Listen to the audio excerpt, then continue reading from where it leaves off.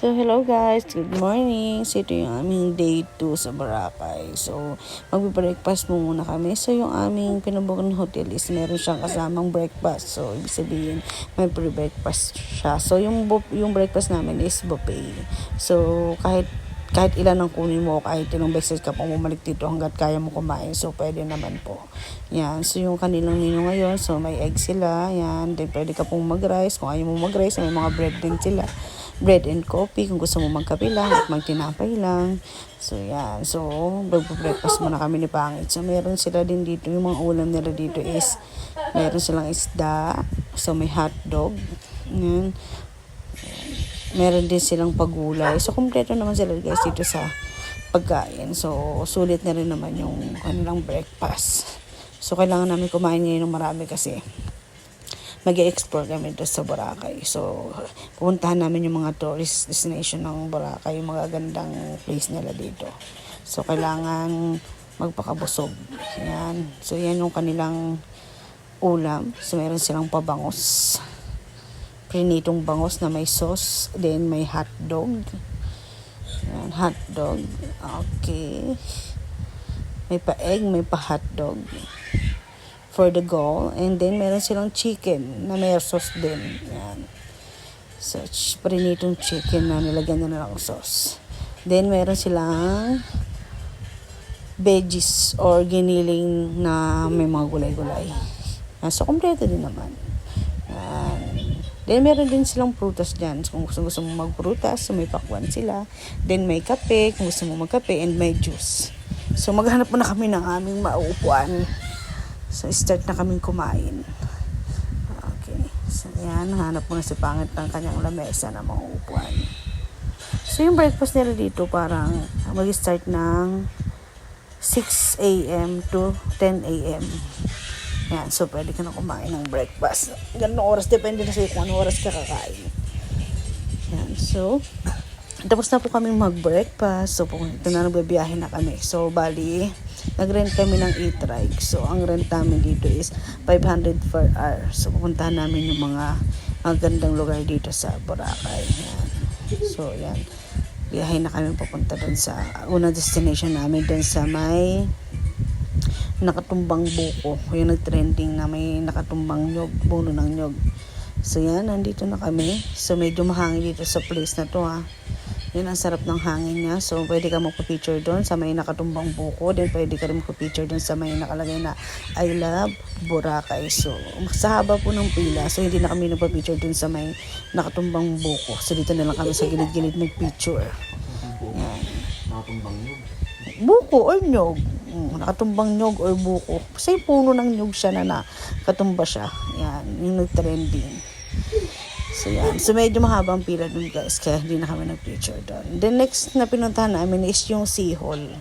Yan. So, station 1 din po yan. So, sobrang pinong-pino talaga yung buhangin dyan. Tingnan nyo naman, oh.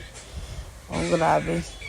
Sarap magpaa habang wala kang tsinelas. Kahit wala kang tsinelas, habang naglalakad ka dyan, hindi masakit sa paa. So, yan. Lakad na kami punta sa Sea Hall.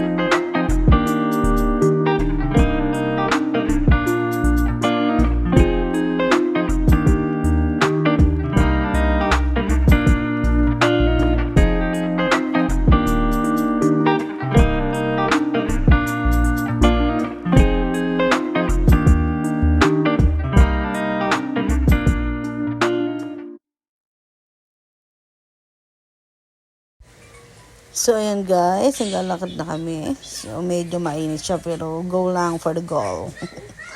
Yan. Yan yung aking mga kasama. Yan. So, yung lalakaran mo naman, maayos naman, parang sementado na siya.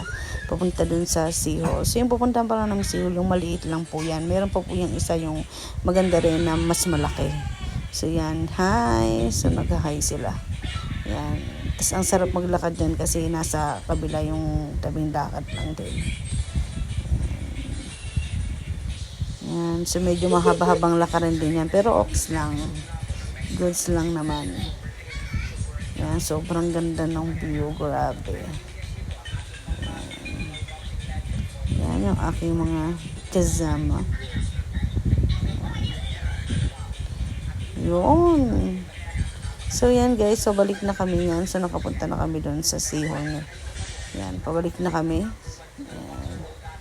May mga kasabay din kami yung mga galing doon.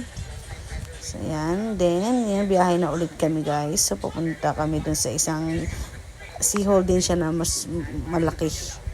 Okay. Yan. So, ang ganda ng place na yan. So, ito yung bagong develop lang dito sa Boracay. So, sobrang ganda.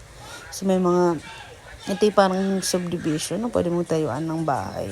So, medyo mahal. Yan. Pag dyan ka bumili ng lupa at saka ng bahay. Ito yung mga pang mayaman lang talaga siya. Pang exclusive. Yan. Sobrang ganda ng place. Yan. So, dito sa Boracay, parang ano na rin talaga siya. Marami na rin siyang establishmento.